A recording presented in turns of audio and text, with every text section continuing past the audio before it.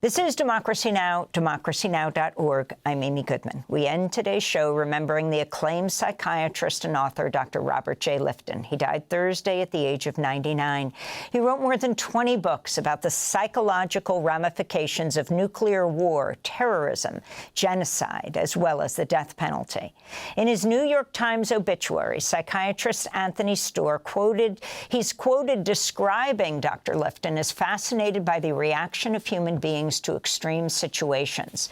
In 1967, Dr. Robert Jay Lifton won a National Book Award for his book, Death in Life, Survivors of Hiroshima, about the 90,000 survivors of the first atomic bomb dropped on a population. In 1986, he published the seminal book, The Nazi Doctors, Medical Killing and the Psychology of Genocide. He appeared on Democracy Now! Several times, including in 2017, after he published the book, The Climate Swerve, Reflections on Mind, Hope, and Survival. It was 9 months into President Trump's first term. Some of his closest aides and advisors were saying Trump was unstable and unraveling, and that the White House was increasingly consumed by chaos. Trump was also slated to announce the U.S. would decertify the landmark 2015 Iran nuclear deal. I interviewed him along with Democracy Now!'s Nermeen Sheikh. Is it your sense that there are sufficient restraints on Donald Trump acting unilaterally on either of these fronts, of course there climate are not. Or nuclear? You'd have to have total restraints for them to be sufficient with a man like Donald Trump. Of course there aren't sufficient restraints. And whoever depended upon generals to restrain a civilian in so many different areas, and we don't know the outcome. I'm not, in my book or in my work, promising that we've accomplished enough to prevent climate damage and real disaster from happening. It's happening already. What I'm saying is that there has been a shift in mindset that makes possible the actions, the sensible actions necessary to curb global warming. We still haven't taken those actions fully. And, you know, at the beginning of my book, I speak of the ultimate absurdity that if we do nothing but what we're doing now, and it's what I mean by malignant normality, just go on using fossil fuels, we will do ourselves in as a civilization pretty much by the end of this century. Nothing could be more absurd than that. But at least we have a beginning shift in mindset that allows us to take reasonable action, and that's what Paris was all about. I wanted to ask you about the quote you begin your book with. You quote the American poet Theodore Roethke saying, "In a dark time, the eye begins to see." Yes, that's a beautiful line from a very great poet. I've used that throughout my career because it's, in a way, what my work is about. I've studied a lot of descents into darkness. Hiroshima, the Vietnam War, Nazi doctors, and others, Aum Shinrikyo in Japan. And I always feel there's something to be learned from what happened, and it doesn't mean that we're guaranteed to make good use of our history and never do it again.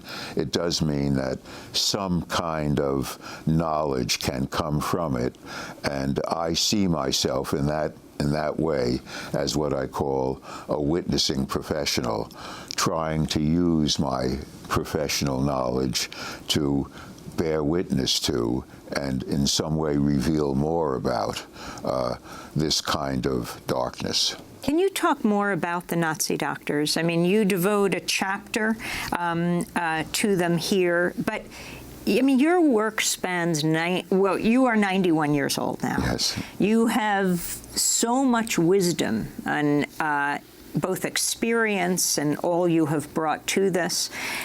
Tell us what we should learn from what you learned from these men.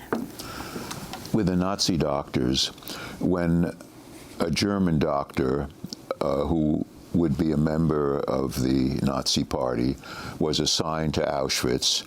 He was expected to do so-called selections and send most arriving Jews to the gas chamber.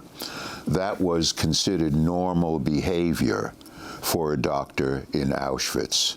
Some of them had difficulty with it, but ultimately they adapted to it. This is rendering professionals a hired gun for a malignant version of normality.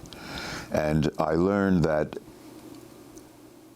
in extreme ways, professionals can be put to use for killing rather than healing. That's what happened in Nazi Germany.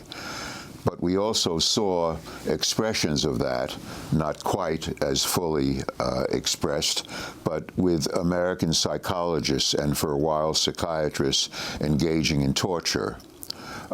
And that being an expected normal behavior. You're talking about the American Psychological Association cooperating with President Bush. That's right. And I'm talking about both individual psychologists and psychiatrists, and then the American Psychological Association collaborating with the torturers.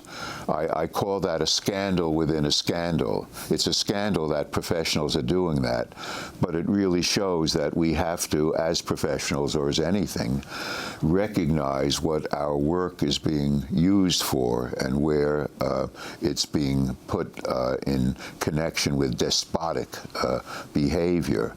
The scandal within a scandal is an association that's supposed to watch over the ethics of a profession, joins in torture, or at least protects those who join in torture.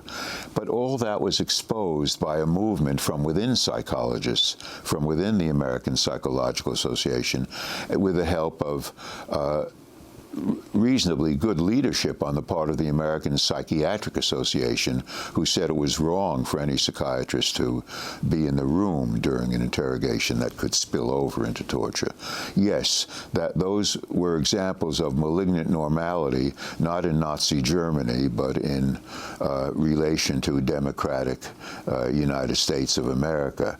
And with Trump, of course, malignant normality becomes the rule because he's president, and what a president does tends to normalize potentially bad, evil, or destructive behavior.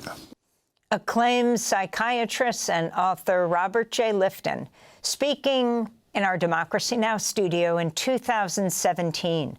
In one of his many interviews on the show. You can go to democracynow.org to see them all. Robert Jay Lifton died at his home in Cape Cod at the age of 99, survived by his partner, Nancy Rosenblum, his son, Kenneth Lifton, and 4 grandchildren. That does it for our show. I'm Amy Goodman. Thanks so much for joining us. Thanks for watching Democracy Now! On YouTube. Subscribe to the channel and turn on notifications to make sure you never miss a video. And for more of our audience-supported journalism, go to democracynow.org, where you can download our news app, sign up for our newsletter, subscribe to the daily podcast, and so much more.